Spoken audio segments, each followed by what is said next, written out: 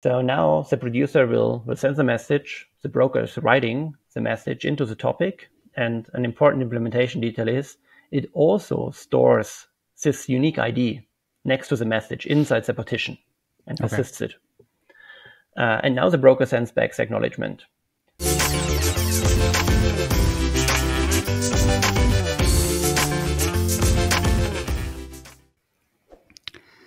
Hello everyone and welcome to the Geek Narrator podcast. I am your host Kaival Yapte and I am back with another episode on Kafka.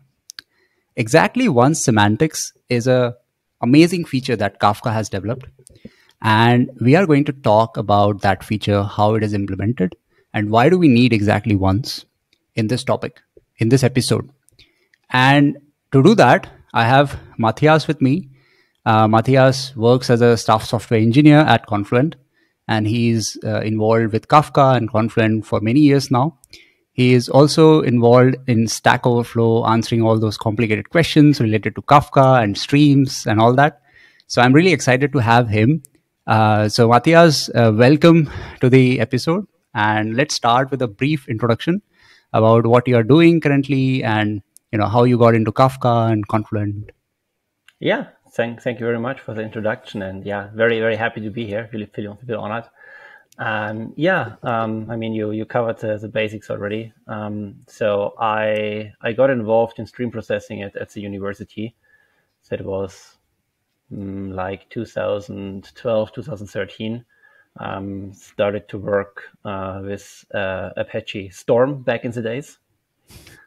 Still around, but I lost a little bit of traction. And then I was more involved into Apache Flink, because that was also, coming out of the university project, previously Stratosphere, if some people know the background. And during this time, of course, you get exposed to Kafka because you do stream processing. Yeah. And then I ended up, after the university, to join Confluent, because I wanted to go to the States. And then I started to work on Kafka. I had no really previous experience with it. And back in the days, it was really exciting because Confluent was just starting to contribute Kafka streams. And I was always interested more in the processing space. And so that was, of course, very exciting to start working on Kafka streams early. And that was always my focus at Confluent. About EOS, that was actually an interesting project 3 or 4 years ago. Can't remember. I got also pulled in to help implementing it. So I did not work on the broker side changes, but I implemented the EOS feature inside Kafka streams. Mm-hmm. And so, of course, I was involved in a lot of details, and I hope I'm competent enough to talk about this here. The last 2 years, my focus shifted a little bit more to KSQL DB. But actually, we would like to shift it back a little. I would like to shift it back to focus more back on Kafka streams, because I think there's still a lot to be done here. And so here we are. Awesome.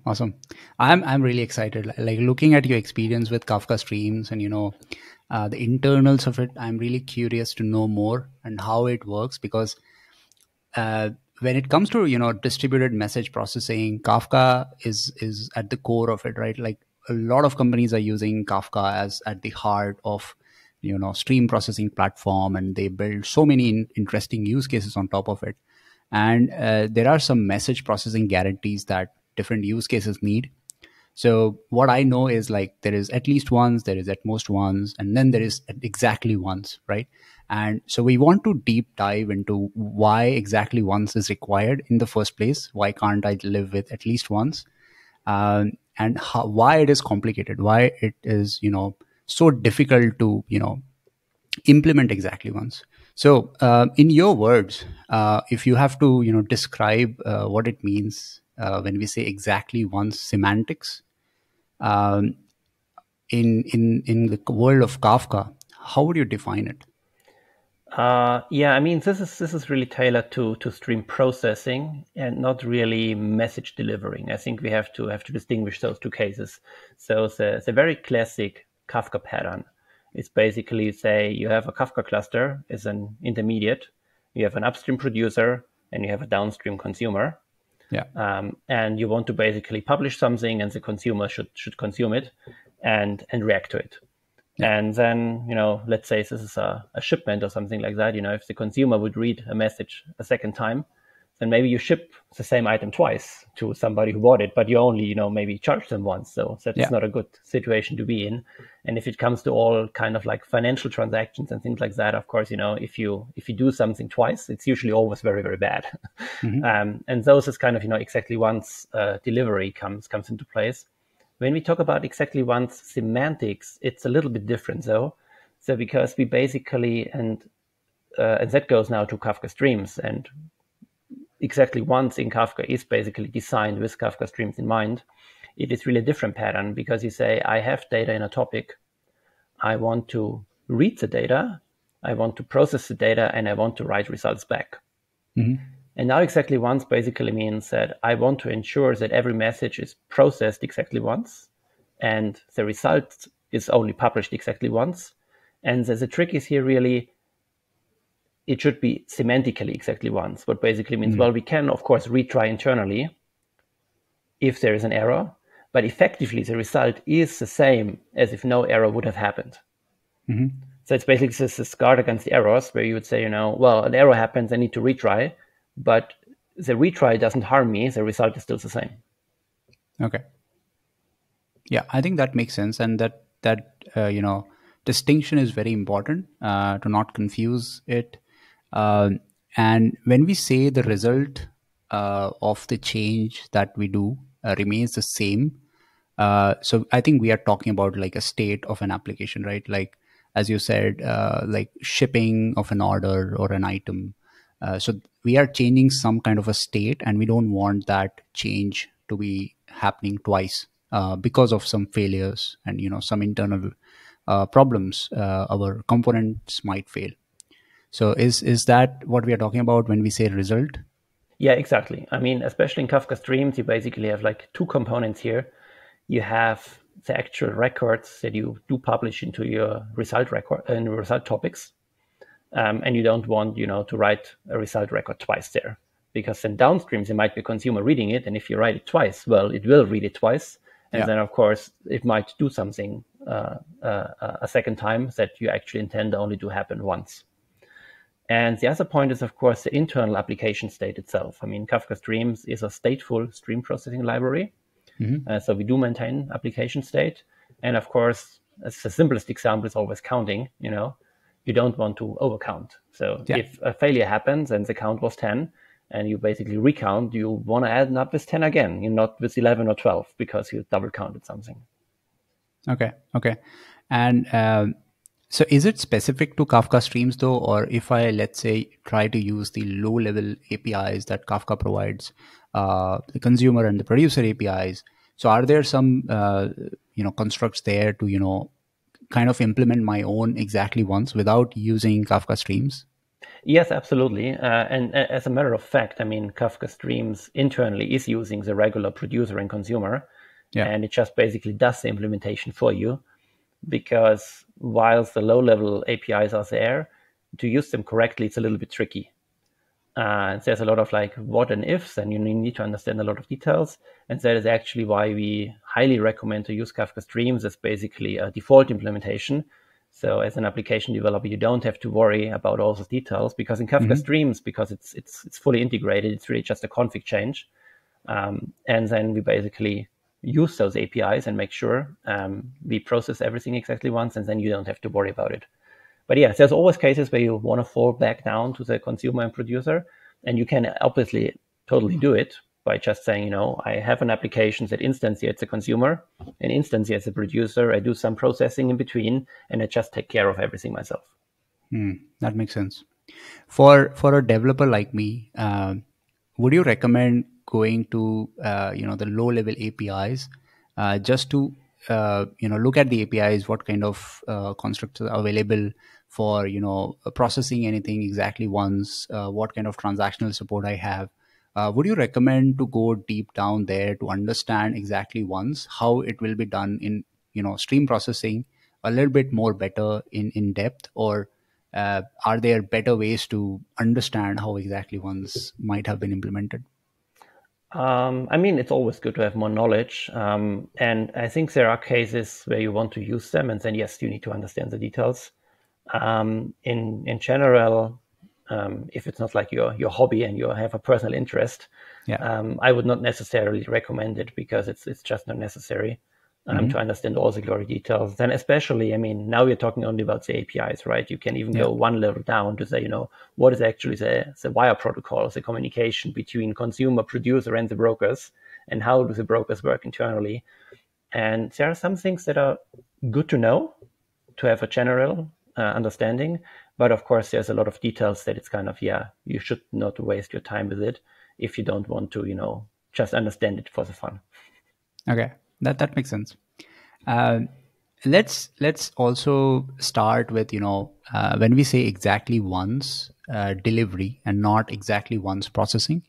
Let's also try to define why exactly once delivery is this hard problem, or let's say it's not worth while solving for the practical scenario. I've also read it's too costly for solving exactly once delivery as a problem for any practical scenario that we might have. Yeah, I mean, if you really talk about exactly once delivery, how it's defined in academia, then it's actually a problem that is provable, not solvable. Yeah. So you can't even solve it, even if you try. And the problem is actually quite simple, and there's a lot of papers about it where basically say, let's talk just about a Kafka producer that is writing a message into a topic, right? So the producer is sending the message, the broker is writing the message. So now the question is, how does the producer know that the message was successfully delivered? Hmm. Well, in Kafka and in most systems, you send back an acknowledgement. So the broker Yeah. sends a message back, says, I received the message, and then the producer Hmm. says, okay, fine, message is there. But now what happens if the acknowledgement got lost? Then the producer says, well, I have to resend it, right? Yeah. And then the broker would say, well, I append it a second time. And then you introduce the duplicate. That's the classic scenario Yeah. and so the question is, well, how can you solve the problem? Well, if I don't receive the egg, then, well, the broker could actually say, well, if I know the egg was not received, I can resend it. But now what you're doing is you're basically pushing the can down the road, because Hmm. now the problem is, how do you know the egg was delivered? Yeah. So now the producer would actually need to egg the egg. And then basically you end up in the same problem, and you can Hmm. repeat this over and over again, and there's no way out of it. Yeah. And so the only way you can actually effectively solve it is to say, well, if I need to retry something because something was lost, I need to make it idempotent. And that is exactly what Kafka is doing. Hmm. So in EOS, there is basically two features. The first feature is a so-called idempotent producer. If you use the idempotent producer, and that's also just a config change on the producer, you don't use any Hmm. different APIs. What the producer does is it actually says, I assign a unique ID to every message I send to the broker. Okay. So now the producer will send the message, the broker is writing the message into the topic, and an important implementation detail is it also stores this unique ID next to the message inside the partition and Okay. persists it. And now the broker sends back the acknowledgement. So now if the producer does, for whatever reason, not receive the acknowledgement and resends the message, well, it has still the same ID attached. Now the broker can detect the duplicate and says, hey, I have written this message with this ID already into my topic. I just Hmm. drop it on the floor. I don't write it a second time. I avoid the duplication. And Okay. I just send an acknowledgement back again. And now, of course, we can repeat this like 1,000 times. At some point, the acknowledgement will go through. But in the end, and of course, we have redelivered the message to the broker like 1,000 times. Yeah. But the broker was smart enough to only write it into the partition once.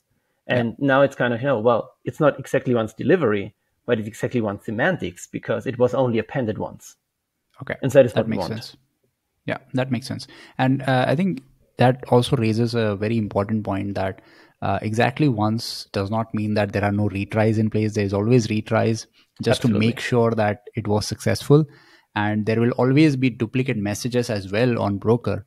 But at the end, whatever state we are changing as a result, and in terms of Kafka, it's like an append to a Kafka topic, right? Or let's say not even topic, let's say a partition. So that state change is happening exactly once, no matter how many times I'm sending the message to the to the broker, right? Yes.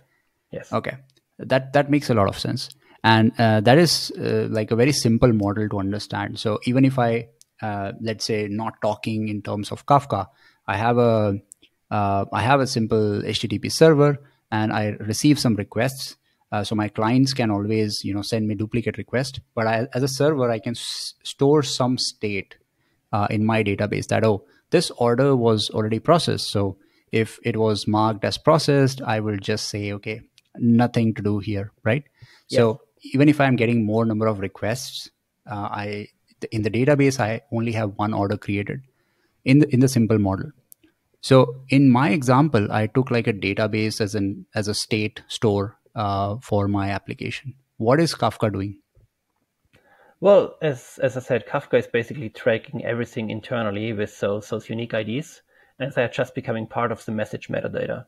So a Kafka message in general, I mean, the models that most people know, it's like, well, you have a key and you have a value, and then we also have headers, we have a timestamp. But then if you really write a message into the Kafka broker, there's actually a lot of additional metadata. Mm-hmm. And this additional metadata also contains this unique ID that is associated with the message. It's directly stored in the partition, so Kafka does use itself basically to keep track of what has been sent. The important part here is now that this kind of retries we just discussed, and the idempotency. It is basically a guard against internal producer retries. So if I'm an application developer and I use the producer API and I say send, I call send once.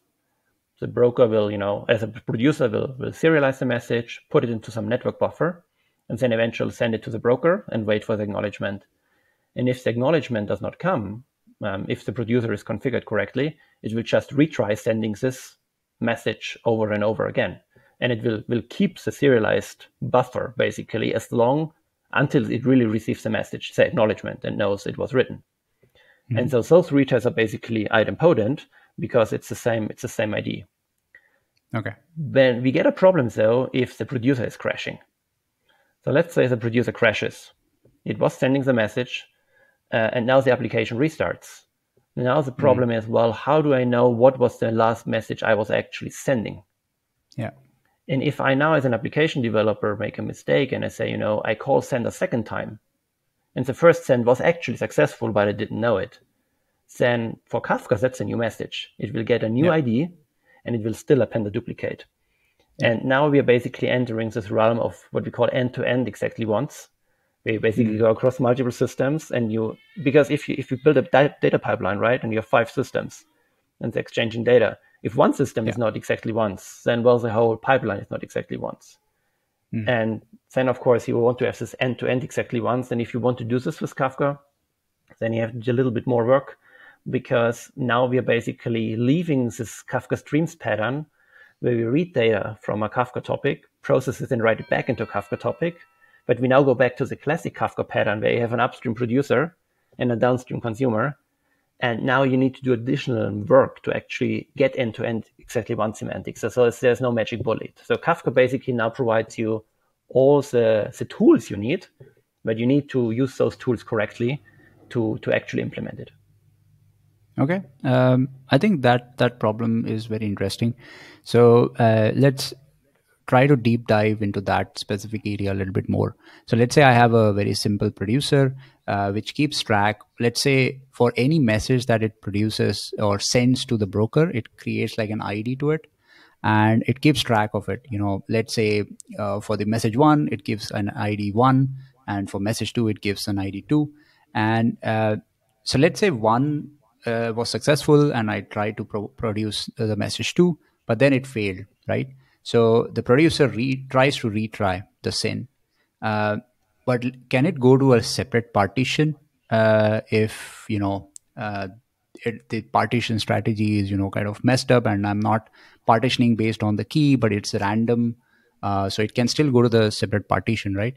So is it also handled at the broker side, and how is it handled exactly? Yeah, no. So the petitioning here has no impact whatsoever. So what you would need to do to make this work is actually you need to enhance your application and say I need a consumer and I need to double check what I have written. Okay. So because if you send message one, right, it goes through, you get an acknowledgement back, and now you record it in your local database, let's say. So now you know Okay. message one was successful.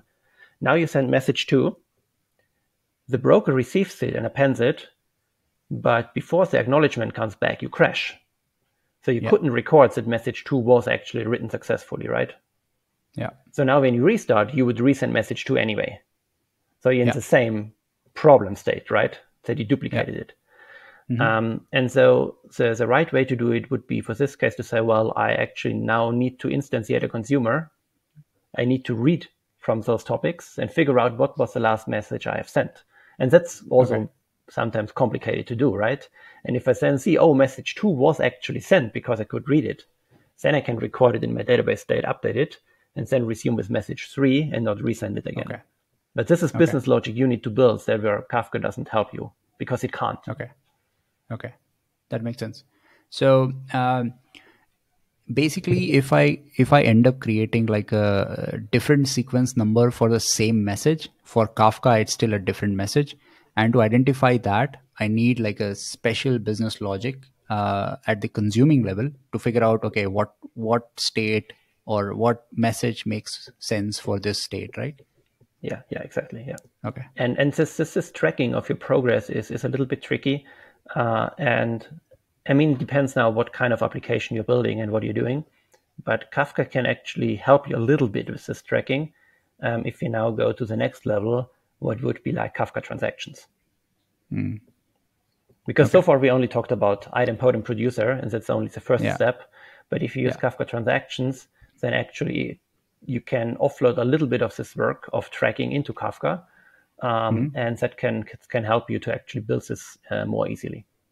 Yeah. Okay. Let's get there in a bit. And let's try to summarize what we have discussed so far. So what we are talking about is idempotent producer. So the producer sends some metadata to the broker to identify the the ID for a message, so that broker can apply idempotency on top of it. And if the producer goes down and the idempotency ID itself is changed for the same message, then broker cannot help you and you need some other business logic. And since it is a case where you need some kind of a transaction which will be either committed or rollback, so I think we now have to move to transaction producer. Before we actually do that, I think you mentioned a point where the broker stores this information on the partition itself. Is that correct? So does That's it correct. mean that the latest tracking of any ID that the broker has committed to a certain topic, it's also part of a Kafka topic, right? Yes, exactly. So now we Okay, can so go a how? little bit into details here if you want. Yeah, sure. So basically what is happening is because one problem we have to solve is how do we generate unique IDs? Yeah. And I mean, a naive thing is to say, well, we just start with 0, 1, 2, 3, 4, 5, and we keep going. Yeah. As for Kafka itself, that's not totally sufficient because we also have the problem that there could be two producers writing into the same partition. So what Kafka does actually is it also assigns a unique producer ID to each producer or to each idempotent producer. Okay. And then it actually does accounting per producer ID. So Okay. when you basically say, I have a producer, I enable idempotency, you start up the producer. The first thing the producer does is goes to the broker and says, hey, I need a producer ID. That is generated broker side and assigned to the producer. And then we also say, we start to attach those sequence numbers and we just start with 0. Yeah. And the producer now can basically just increment them and the broker also keeps track of them. We send messages and all is good. Now the problem is when the producer crashes, right? and it reinitializes, well, now it will get a new PID, and it will also start counting from 0. So now we have this kind of problem that we generate different IDs. So while the producer is tracking the PID and the sequence number as metadata for each message that goes into the topic, on a restart, right, we just generate a new ID, and then we lose track of what's going on. Okay, that makes sense. And I assume so for any ID that is given to a producer, it cannot reuse that PID, right? If it ends up reusing, that might be a big problem, right? So if I have, let's say, produced a message 0 and I'm producer ID, let's say 1, and I crash, and then there is another producer which comes up, broker ends up giving the same producer ID, which is 1 for that, and it creates like a new message with ID 0. So then it is deduplicating on like two different messages, but having the same ID. So it cannot happen, right?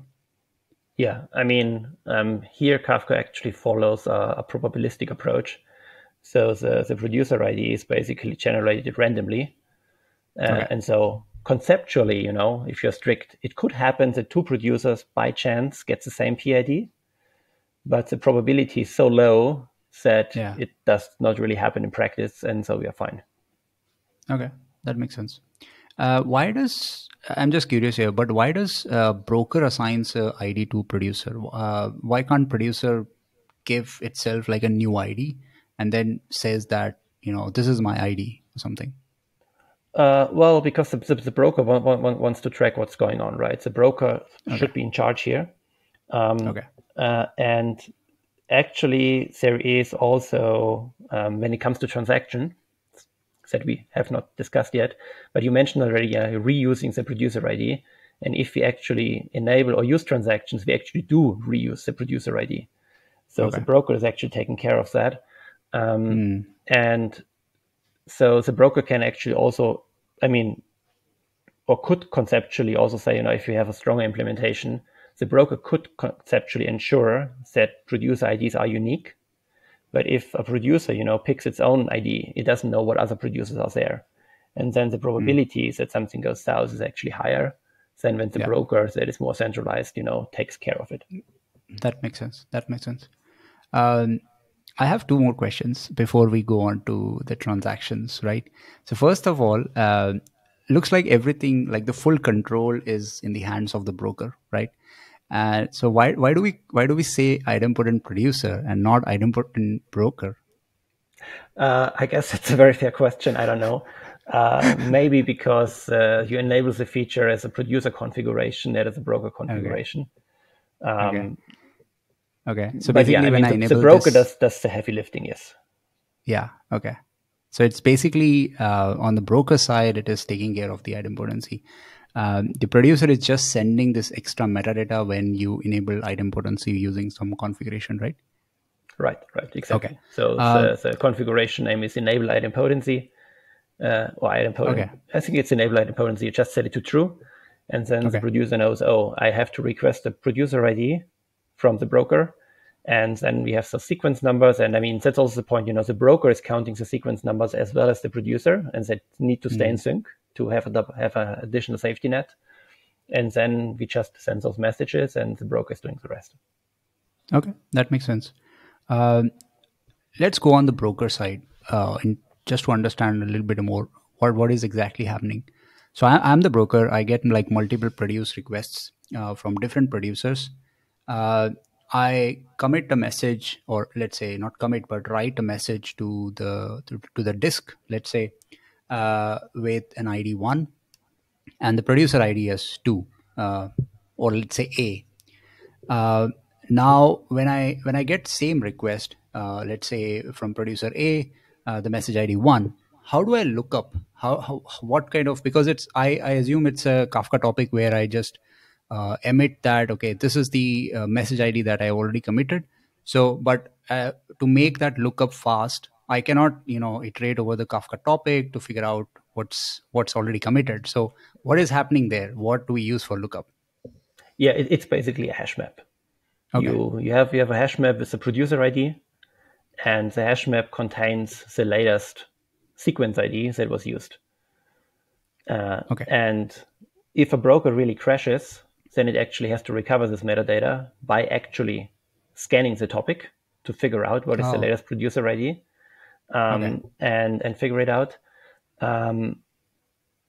But that is part of the bootstrap process, because the broker has to do all kind of sanity checks anyway after it crashed and after it recovers. So that's not a big problem. And then and actually with new implementations, you might actually also snapshot this to an additional file once in a while. I'm not sure. Okay. As I said, I did not work on broker side details, so I don't know everything. Okay. But you could also snapshot it, and then you just update the hash map on the fly, and then you have a very efficient lookup to say, if I get a message from producer A and it says, I send you something with sequence number 500, and I look into my map and the map says, 501, then I know it's a duplicate, because I expect 501 as the next one. And 500 is Okay. something I've already written. Okay, that makes a lot of sense, and it's a very interesting strategy. So you get the durability of that right because you're just appending to a Kafka log or the partition, and then you have this hash map which is in memory, so you can do fast lookups and just reject the request or drop it on the floor. Uh, and with my limited understanding, for each partition there is a broker machine that is the leader for that partition, right? So my request, if it goes for that particular partition, only one broker machine will be the leader and will handle the request. Because I'm just curious, because this hash map can be a little different for different machines, and if it ends up going to a different machine just because the broker machine dies, how is that synced across broker machines? Yeah, I mean, that doesn't really matter, because in the end, what the producer is doing, and I think that is key here, right? I mean, this Yeah. mechanism, as I said, is guarding against producer retries, internal producer retries. Hmm. And so what the producer does is it basically says, I never change the partition. So if I don't have a key-based partitioning, but I have a random partitioning, since the Yeah. producer would still say, I serialize the data, I put into a network buffer, and this network buffer is for partition 5. And Okay. I will never change the partition again. So it can Okay. never be that, it now hops to a different broker. And Yeah. so this problem is actually solved by ensuring it always goes to the same broker tracking this sequence number. Okay. And sequence numbers are Yeah. basically increased on a per partition basis, if I remember correctly. Mhm. And then you're basically safe. Okay. That makes sense.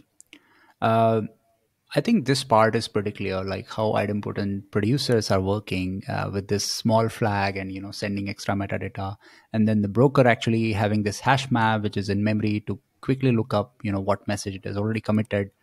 Um, let's move on to when the partition changes. Let's say I have to write to multiple partitions, maybe different messages or the same messages, but I have to do it in a transactional manner. So first, let's try to define what a transaction would mean in Kafka Streams world, because I know very well what a database transaction mean, but what it means in the Kafka world. Yeah. Um, in the Kafka world, I would describe a transaction as a multi-topic, multi-partition atomic write. Hmm. I think that's the most precise definition. It basically means, well, I can send multiple messages to Yeah, different topics and different partitions, and in the end, I commit, and that means all those writes are going to be visible, or yeah, none of those writes would be visible in case the transaction aborts. okay, that makes sense, and that's fairly simple to understand as well. You have Yeah, multiple topics, yeah, multiple partition. You want to produce to different topics in an atomic way, basically. Either you write to exactly. all of them successfully or you just roll back and the state hasn't changed. uh, what is happening on the producer side?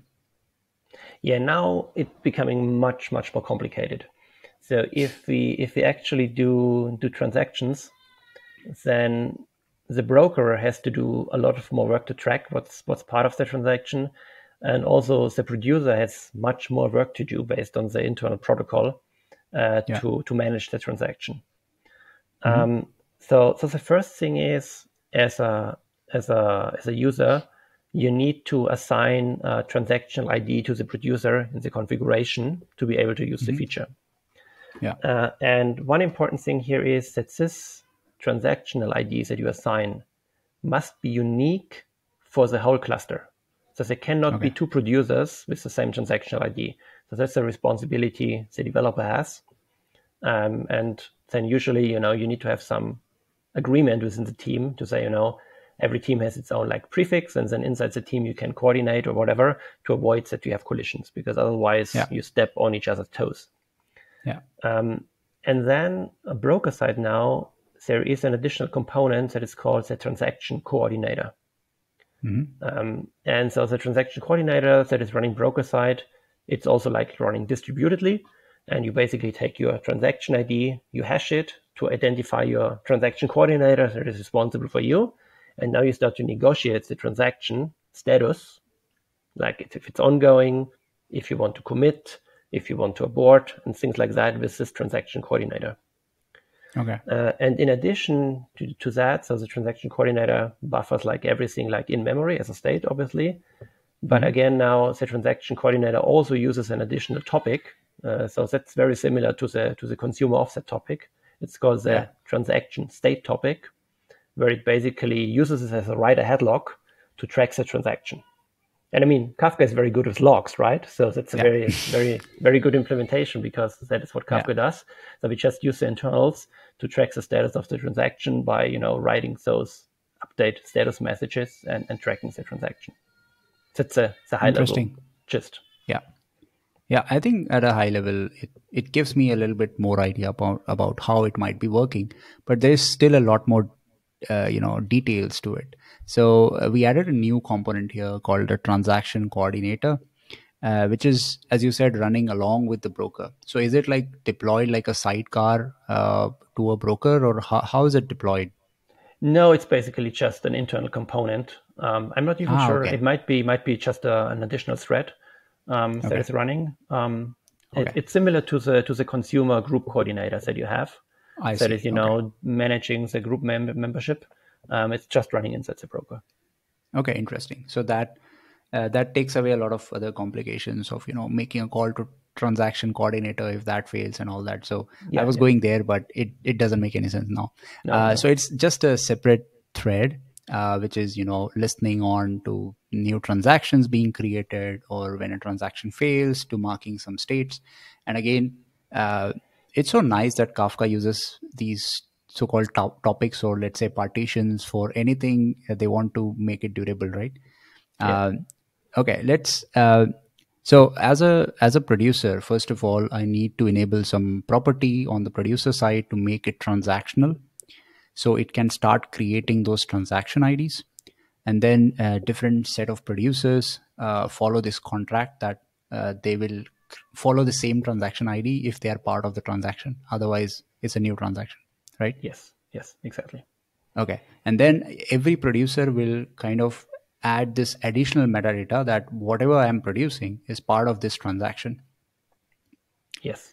And then I have this new component, which is the transaction coordinator, which keeps let's say in a very simple term, a map of, let's say, transaction ID and whatever sends are involved in that transaction, and what is the status of those sends, right?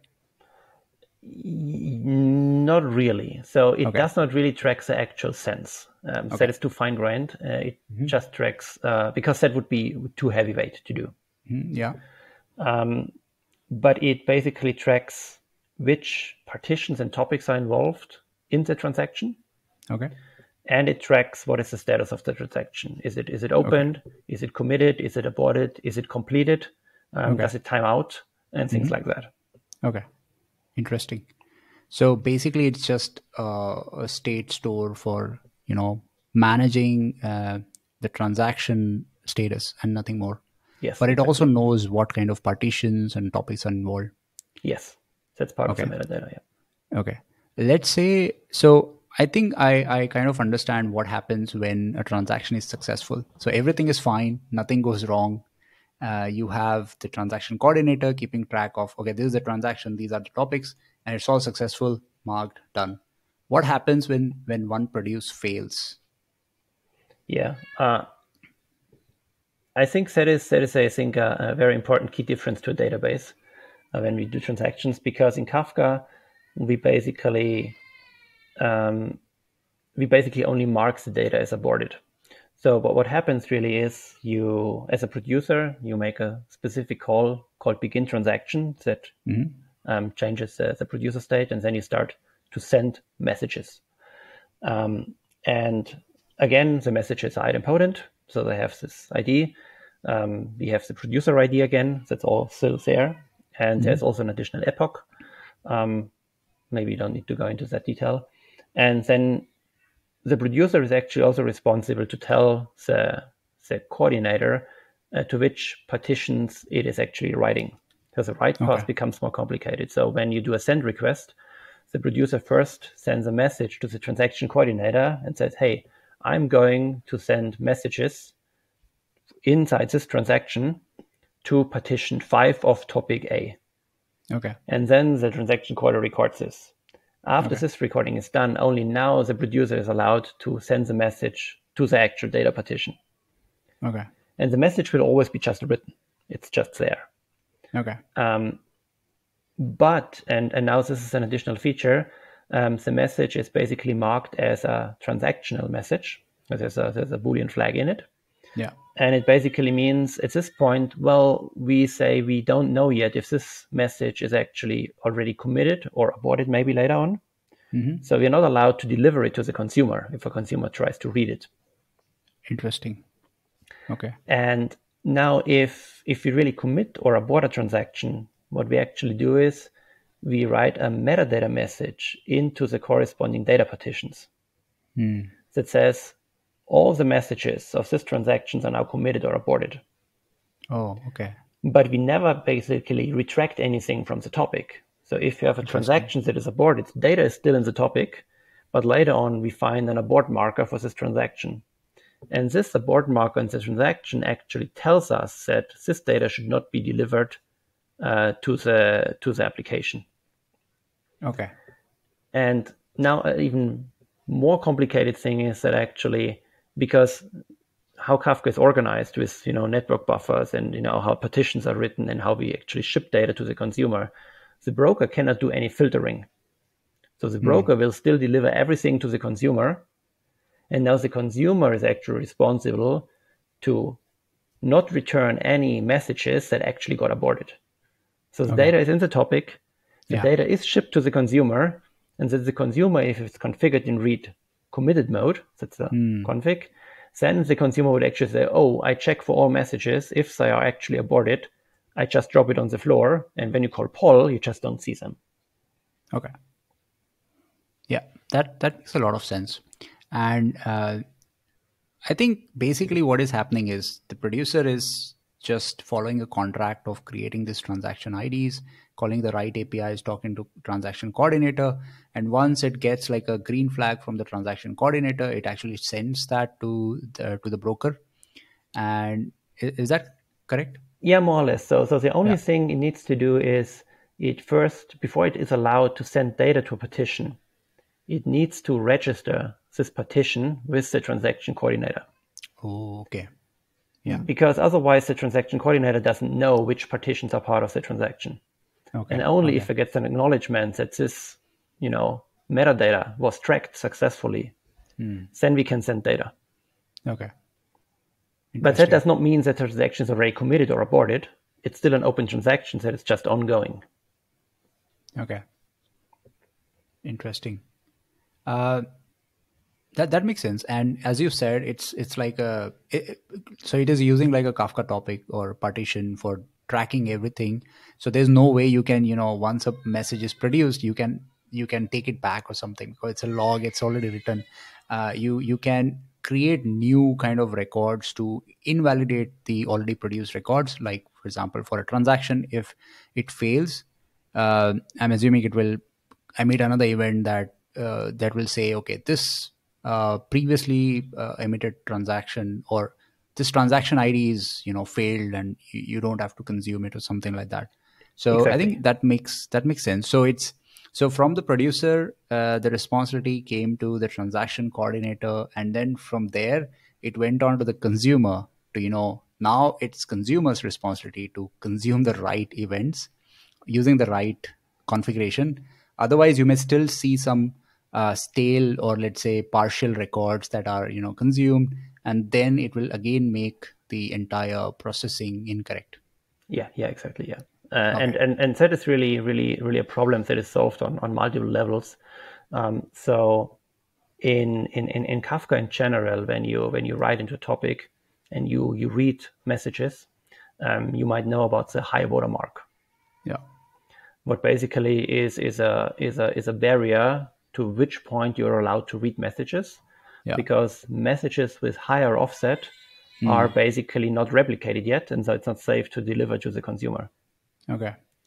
So in EOS, we have a similar second high watermark. It's called the last stable offset. Okay.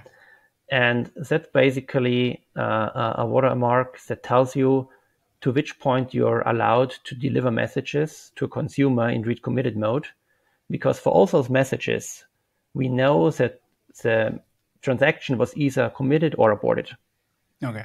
Because if a message is still like in pending status, then the consumer could not make a decision to filter it out or not, right? Yeah. Yeah. So we just even don't deliver it to the message. So there's some responsibility on the broker. But then, of course, when the transaction is really finalized and it is aborted or committed, and we ship it to the consumer, then it's the consumer's responsibility to just step over the aborted messages. Okay. So that's kind of a shared responsibility. That makes sense. So basically, everyone is responsible for the transaction. It's not just the broker. Unlike a database where, a database is like the sole owner of a transaction, it has to deal with everything. Here, it's like a distributed responsibility where producer has to do some work, then broker and transaction coordinator has Yes. to do some work, and at the end, the consumer has to do some work, right? Uh, that makes a lot of sense. And in terms of, so whenever I talk about Kafka, because I have also faced some issues with hot partitioning, uh, what happens if, let's say, so hot partitioning is again itself a problem in general processing as well, even if you're not using exactly ones. Does the problem amplifies when I'm using exactly ones and there is a hot partition? Because I assume a lot more data, or a lot more metadata needs to be stored in memory and all that, right? So is it like a amplified problem when you talk about exactly ones? Not really, because in Okay. the end, um, you have to register a partition only once for a transaction, right? Yeah. So if you write a lot of data into the same partition, the metadata that you need to track does not really grow. Okay. Because the producer says, and the producer also tracks this in its own internal in-memory state to say, I have added partition 5 of topic Yeah. 700 or whatever. Okay. And then it's just like it registers it once, and Yeah. no matter how much data you write, it doesn't really care. Okay. That makes sense. Um, cool. I think it makes sense. Let's talk a little bit more on the failure modes here. So, what happens if the producer goes down and a new producer is, coming up? So, so in the normal case, a producer is registering itself with the broker, and then it also registered the partition with the transaction coordinator. And once that is done, it will actually send the message. Let's say the producer, right after it is registered the partition with transaction coordinator, it crashes. What happens then if the new producer is coming up? How does does it create like a new transaction, or it will kind of resume the same transaction in some way? Yeah, no, in this case, the old transaction is going to be aborted. Okay. So the old transactions fail, then you have to start a new one. And here, this transaction ID that I mentioned as a configuration comes into place. Yeah. So when a producer starts up and it is configured with the transaction ID, you need to make a special call that's called init producer. And it basically takes a transaction ID, sends it to the broker and say, I want to register myself as a transactional producer. Yeah. And now the transaction coordinator receiving this message at this point will see that there's an open transaction going on for Yeah. this transaction ID. And so the Yeah. broker will say, okay, something bad happened on the producer. I'm going to abort the old transaction. And then after I have done this work, I actually now allow the producer to init itself. So it will now assign its old producer ID that it had before. We will reset. We will bump an epoch. We will, start with sequence number 0, and then the producer is in a clean state to start a new transaction, and the old data is just aborted. Okay. Yeah, that makes sense.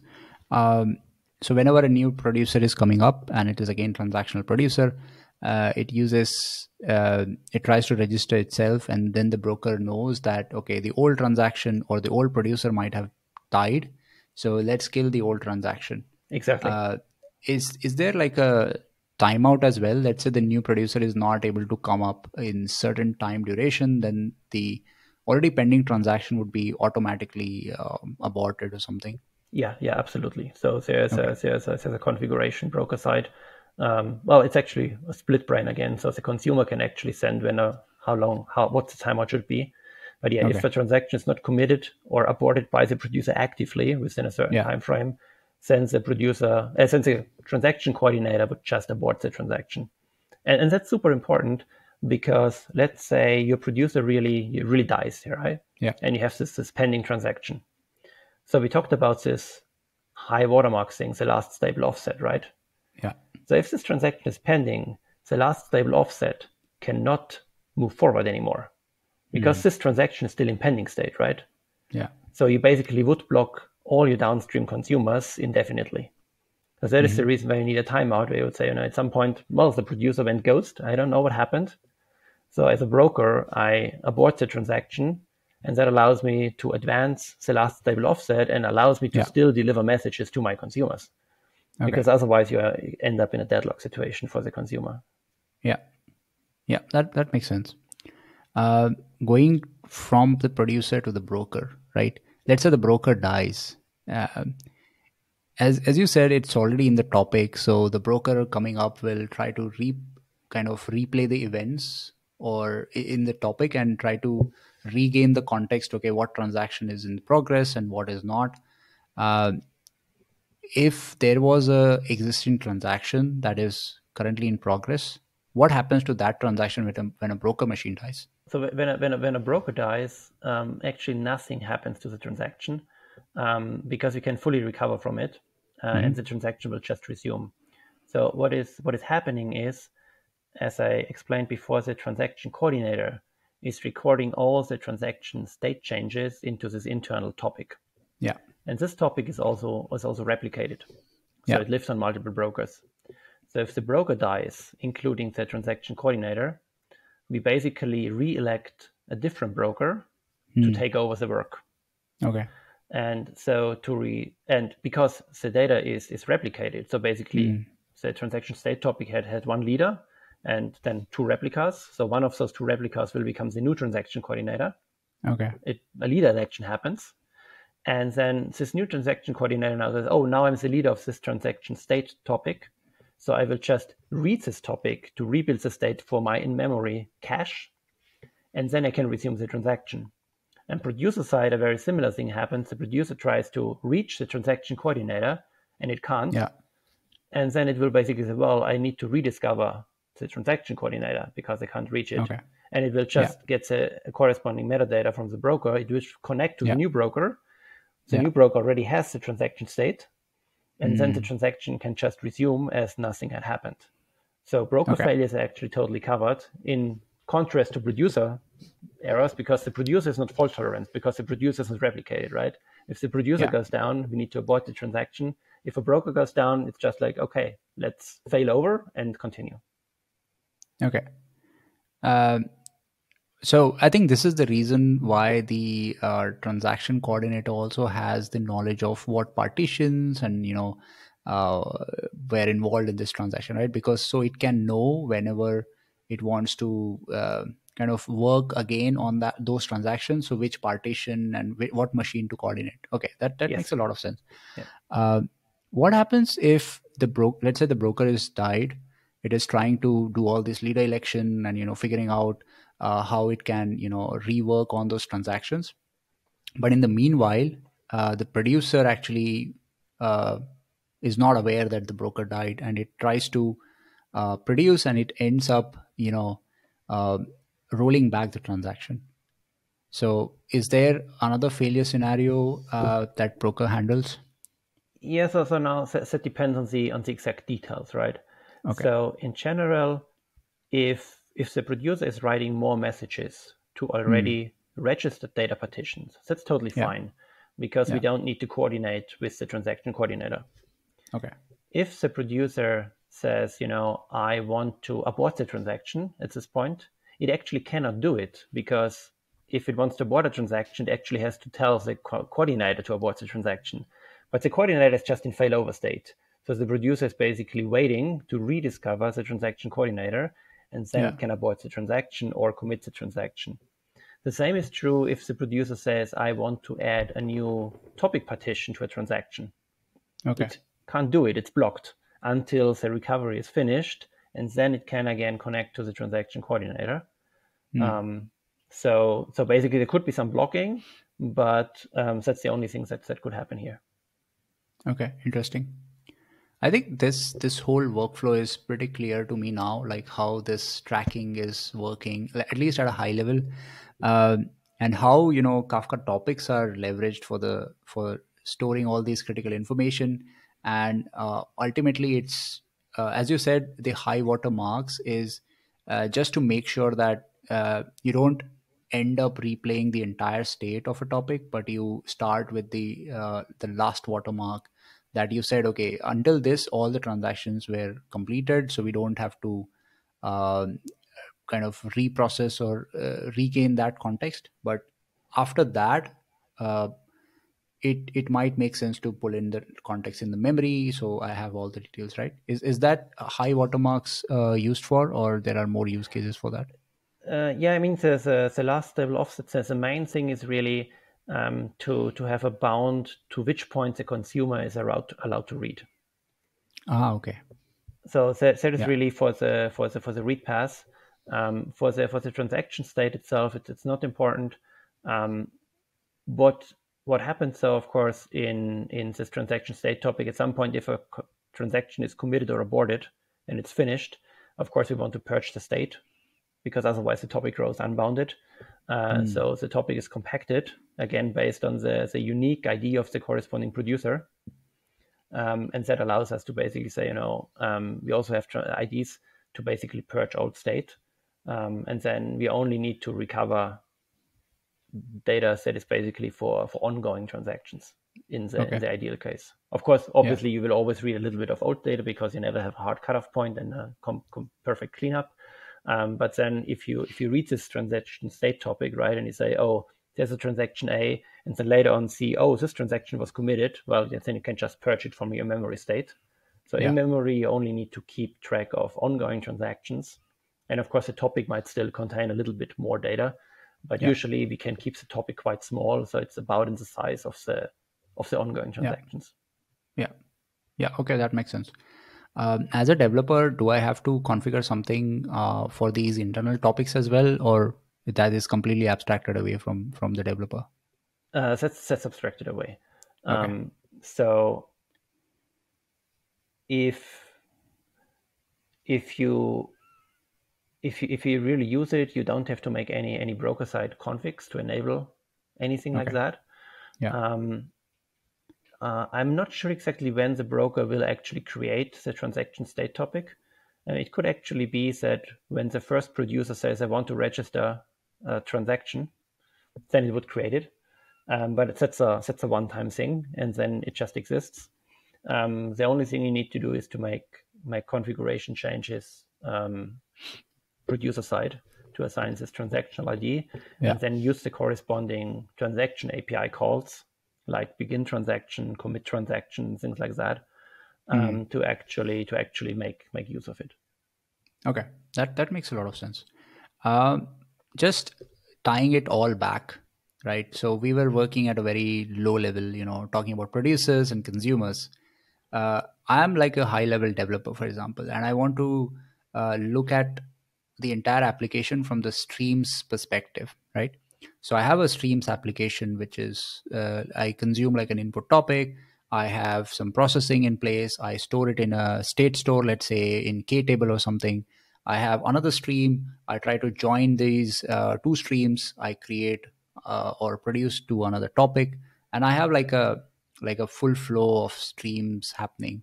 And on these intermediate states as well, I believe there is a way we can also expose this data on an HTTP API, the K-table data. So I'm also doing that, right? Um, to enable exactly once, I just have to enable this one flag called exactly once to true, and then the who takes care of, so when the stream processing application initializes itself, uh, the producers are set to transactional producers, idempotency is taken place, the transaction coordinator is created, and all that. So that is all done just by this one flag. Yes, correctly. Okay. So we Okay. have written a lot of code in Kafka streams to make this happen totally automatically under the hood. Awesome. That's really awesome. And I believe this is available since Java, sorry, not Java, Kafka 011, or is it Yes, even so after that? 011 was the first version with exactly once, including Okay. Kafka streams. In Kafka streams in particular, we made a major change in, I would need to look up the release. I think Yeah. 2.5 was Yeah. the release. Where we introduced an improved implementation of EOS Yeah. that allows you to better scale. Okay. And we actually now deprecate the original implementation for EOS. That's the plan. Okay. And only use the new one. The point is that this new implementation required also broker side changes. So you Okay. can only use this new implementation if you also have brokers, I think version 2.4 Okay. or newer. But besides that, it was always the same thing. Maybe because you mentioned the interactive query API, to tap into state. This part is actually at the moment not guarded by EOS completely. So when you have an ongoing transaction and state is modified, and you can immediately query the state and you see those pending changes. Yeah. So what could happen is really if we abort a transaction and we roll back the state and you query again, then you would actually also see the old value. And then, of course, it would be updated again deterministically to the value you Yeah. had before because we repeat the transaction. But so there is actually a kind of a hole in the implementation that we know of. We never got to fix it, basically, to say only deliver committed messages. There is Yeah. actually work in progress. There's a KIP for transactional state stores. Yeah. So we are about to close this, but that's the only gap we have at the moment. That was exactly my next question. For querying this the internal state that we have, will the transaction happen automatically, that I only get the committed result and not? But as you said, that is work in progress, so I think that makes sense and it will be fixed in coming versions. um, is there still a way to not expose that information? Do I have enough metadata on, let's say, the endpoint side to kind of filter those out? Not at the moment, no. Okay. That's totally opaque to you. So you query, you just know Yeah. it might be something that is not committed yet. Okay. Unfortunately, So not. okay, so basically the recommendation is to use such an API only for cases when such information, if it's exposed, is not a big impact, like not for customer facing application or something, but you can still use it to just for use cases when it won't have any impact if you kind of expose uncommitted transaction, right? Yeah, for interactive queries, yes. I mean, the Okay. only way how you could work around that, because in the end, state stores are backed up by changelog topics, right? Yeah. And so when Kafka Streams is doing transactions, it basically includes those changelog topics as part of the transaction. Yeah. So all state changes there will also end up here. So if we really abort a transaction, Yeah. we would also abort the corresponding writes into the changelog topic. So Okay. what you could do is to say, I create an additional consumer that is reading the changelog topic, and I only read committed stuff from the changelog topic. Okay. and then you Yeah. populate it into your own store, and then you query this store, because then those pending Okay. changes are not visible, because only after the transaction commits you could read those. Then you could work around it. Okay. That makes sense. And I guess the more complicated stream processing pipeline I have, uh, the more complicated the transaction handling would be, because then the more number of steps. So stream processing, I imagine like a DAG of different nodes processing some data, storing it in some state, and maybe merging two topics or something. So the more complicated stream processing pipelines I have, the more complicated distributed transaction is going to be. uh, so is there a recommendation for having, let's say, the number of nodes in the stream processing pipeline or something to make this process a little bit more easier? Yeah, that doesn't really make it more complicated. So in Kafka streams, we Okay. actually don't have one single complex transactions, but there will be actually many transactions in parallel. And this is Yeah. based on the structure of your program. So Yeah. a program is basically a topology, right? So even also if you Yeah. use the DSL, we compile it down into a topology. And those topologies are Yeah. actually subdivided into subtopologies. And then we also execute those subtopologies in parallel in tasks based on the number of partitions you have.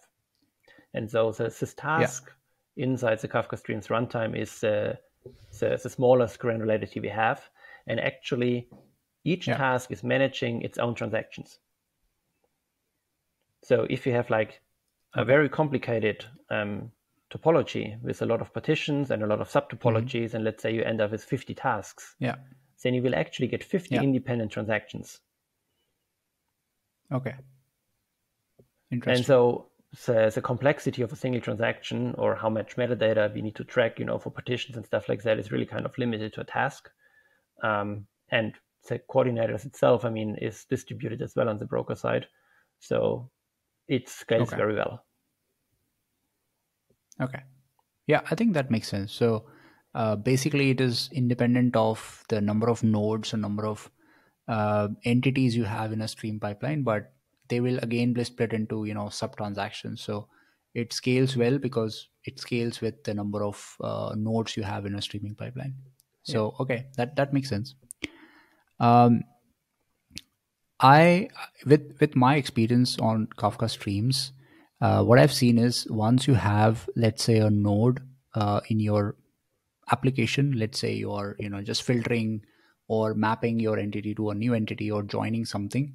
So once that application is running and you are serving incoming data, uh, it's difficult to change the topology, right? Is it possible to change the topology for the same Kafka stream application? And my question is more towards what happens when exactly once semantics is enabled and I want to change the topology. I think those are two orthogonal concerns. Because in general, Okay. changing the topology is more likely not possible, depending on what kind of changes Yeah. you make, obviously. If Yeah. changes are possible, then you can still do it, and you can still get exactly once, because in the Okay. end you will have a clean shutdown of your application.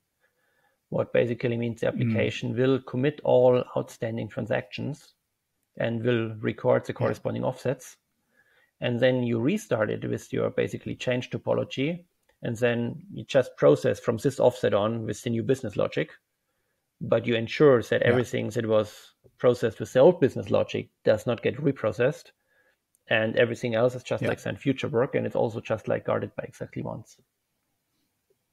Okay. Yeah. That makes sense. So basically, the recommendation what I have followed is don't change the topology whenever you have state.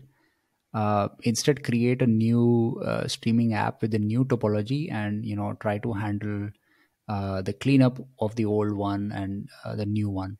So is that a good thumb rule, or it again depends on the type of application you have? In general, yes, but yeah, I mean, Okay. there are always or often ways how you can do it, and it depends what kind of changes you're making. So for example, if you say, I Yeah. don't really change the structure of my program, but I change a filter Okay. predicate, I'm interested in all Okay. sales things, for, let's say, black shirts. But now I'm interested also in Yeah. yellow shirts, and I just change the filter, then you can just Yeah. do it. Nothing really Okay. bad happens. Okay. Even if you basically add or remove non-stateful operations inside your topology, it's very often fine. One thing to consider Yeah. here is naming. So each Mm. processor in a topology gets a name, and if you don't Yeah. assign a name explicitly, say we just generate one. And so if you add an operator or you remove an operator, then basically this name generation could change. Great. So I think we have a good high level understanding of how idempotent producer works, what happens on the broker side, what happens when things go wrong on producer side and broker side, and similarly for transactional producers, or what happens when things go wrong there and how transactions are managed. And it's a very interesting implementation that we have in a very Kafka way. So like everything is a topic, and then you figure out some state.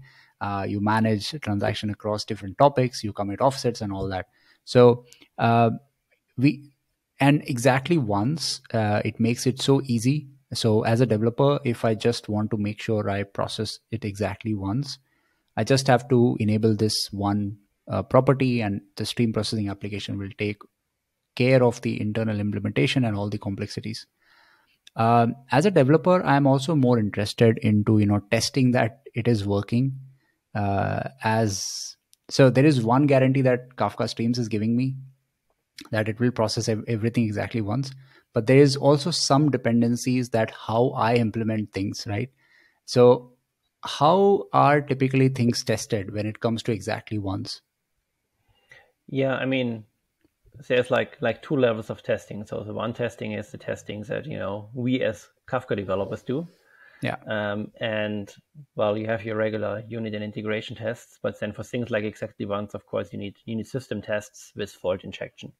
yeah, So you randomly kill brokers, you randomly kill applications, and for the testing, you have a dedicated workload where you know your input, you know your expected output, and then you can verify that nothing broke.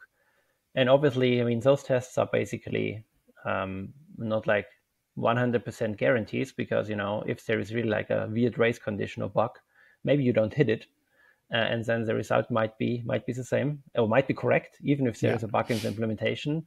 yeah. And I mean, we run those system tests basically nightly, Okay, and if something really goes wrong, well, then it fails hopefully, and we can fix the bug, and that's our testing we can do. And as an application developer, you basically can do the same thing.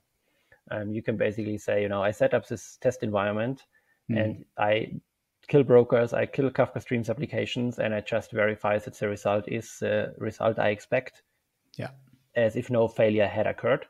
And that's the best way you can do. okay, The other thing is, of course, what you already mentioned is, you need to follow some programming practicals.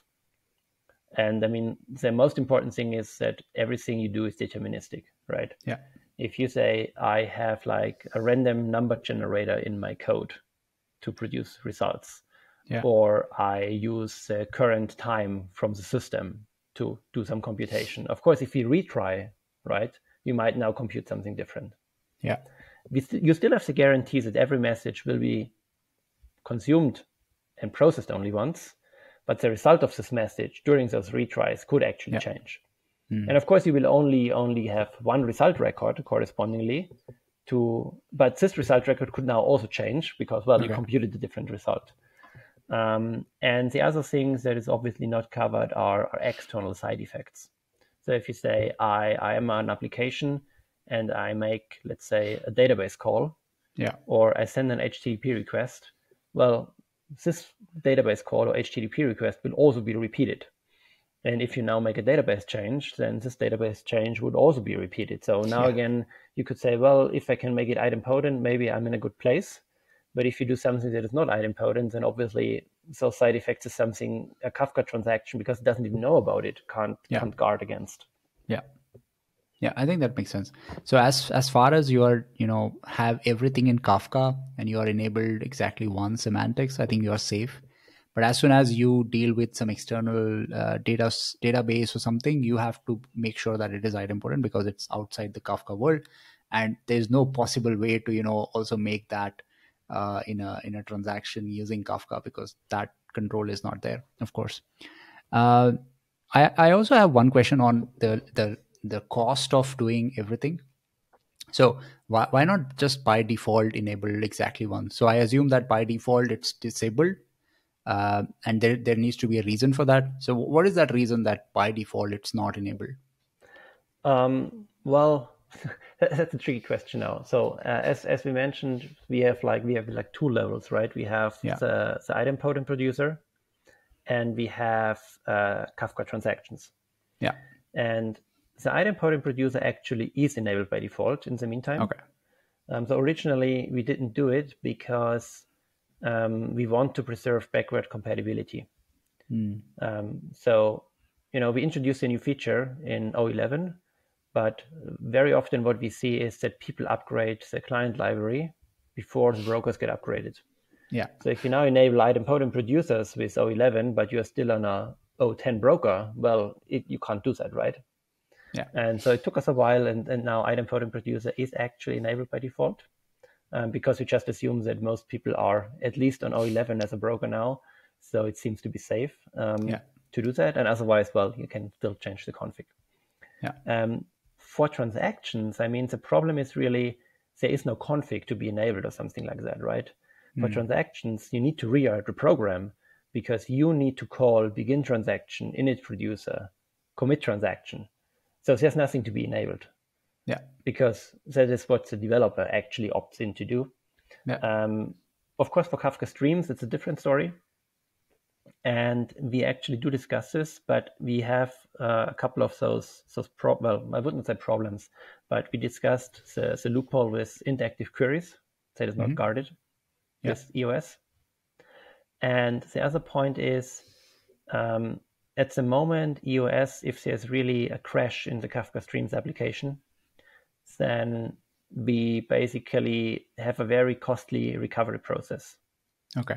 And this new KIP I mentioned about transaction state stores will actually also help with that. Yeah. And because the recovery process is so expensive, at the moment, we don't want to enable it by default. Okay. But that's actually the goal. If the recovery process is cheap enough, that we would actually enable it by default because it's really what most people want. Okay, great. So let's talk about some of the use cases that you have seen in your experience, where people have enabled exactly one semantics and it has worked really well for them. Yeah, I mean, I can obviously not talk about our customers, but we have a fair amount of people who are using it, and usually it is done if it's like really like very high sensitive data, like financial processing or things like that, where duplicates or duplicate processing could really impact your business significantly. And then you do it. So, for example, you want to send money from A to B. Well, you don't want to send it twice. Somebody would be really mad. I mean, the receiver would be really happy, I guess. But that's something you cannot do. But very often people also just say, we can ensure idempotency naturally. And then if you just go with at least once, it's good enough for them. Or you have even cases where it's kind of, well, the damage that you're doing is actually rather low. Let's say you send a promotion package to a customer with promotion code ABC, and you send it a second time, then well, I mean, it's the same promotion code. Nothing really bad happened. Of course, you don't want to send it 1,000 times. That would be embarrassing. But otherwise, it's usually not a big deal. So everything that is really really high sensitive data with huge business impact is usually when people use it. Okay, very interesting. And one thing that is coming up in future for exactly once is definitely the API call that I can use for internal state store. That might also give me an ability to select only the committed records. But what is more? What is more coming up in future for exactly once? Yeah, I mean, from a feature point of view, right, what it can do, I think nothing really will change. So there are no Okay. plans because, I mean, either you have it or you don't have it. So Yeah. there's not really much to improve. I mean, for Kafka Streams, as I mentioned, we need to fix the restoration problem that we're working on, and then we can enable it by default. The only other thing that was discussed is to basically change part of the internal implementation. So Okay. users won't really see that. But as we discussed in the podcast, there's a lot of like shared responsibility. Yeah. The producer has responsibility, the broker has responsibilities, the consumer has responsibilities. Yeah. And what we have seen in practice is that because a lot of people implement clients, right, in all kind of Yeah. different languages for Kafka. Yeah. And they also want to implement EOS. And we have seen that often those clients actually do have bugs if they implement EOS. Yeah. And one main reason is that this kind of internal protocol, how EOS works, is really, really complicated. Okay. And the one idea is to say, well, we would actually like to simplify the protocol and say, we pull more responsibility into the broker. Yeah. And so making the client-side implementation of the consumer, or in particular the producer, that is the most complex one, simpler to avoid bugs. Okay. So this will basically impact people who write or implement producer clients in whatever language. Okay. But for users, most likely nothing will change. And then of course we're Okay. still hardening internal things. I mean, we always discover like weird race conditions where EOS Yeah. could be violated. Yeah. Or one common problem we see once in a while is that actually a transaction ends actually up in a pending state, Yeah. and it's not aborted and it's not committed for whatever weird reason. Okay. And then you have hanging consumers because this Oh. last stable offset does not assume. And so we're still, fixing bugs there and Yeah. trying to make the protocol more robust to avoid those corner cases. Awesome. But that's all like internal improvements. And then maybe you could also do a little bit with performance. So in general, performance is not like the biggest issue when it comes to throughput.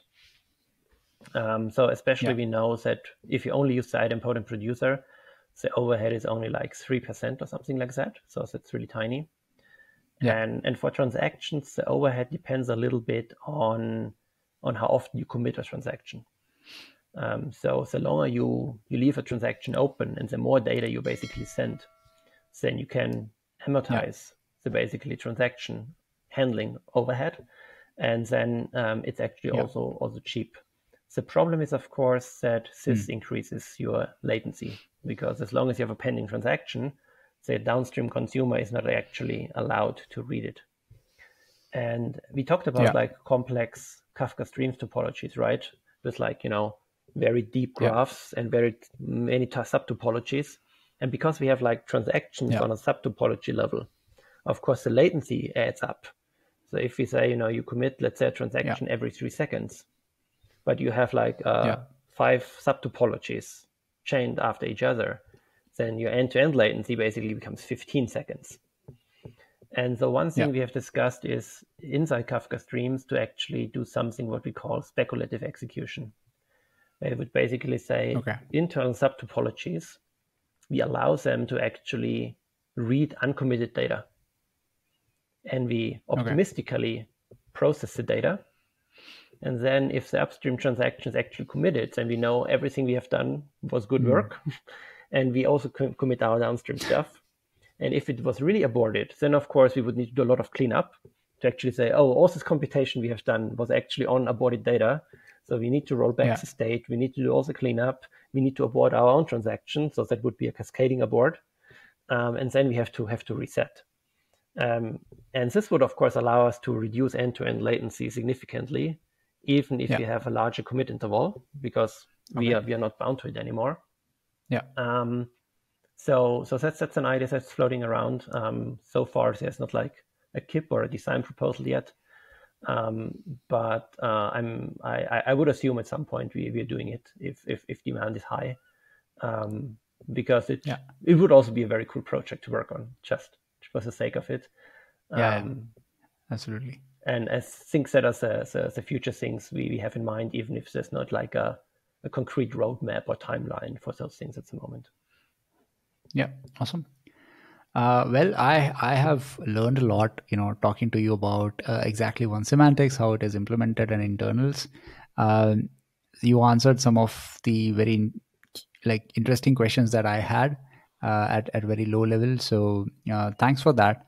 And I'm pretty sure that our viewers will also, who are curious to understand how internal things are implemented for exactly once in Kafka, uh, it will add a lot of value. So thanks a lot for coming to the podcast and discussing and answering all my questions.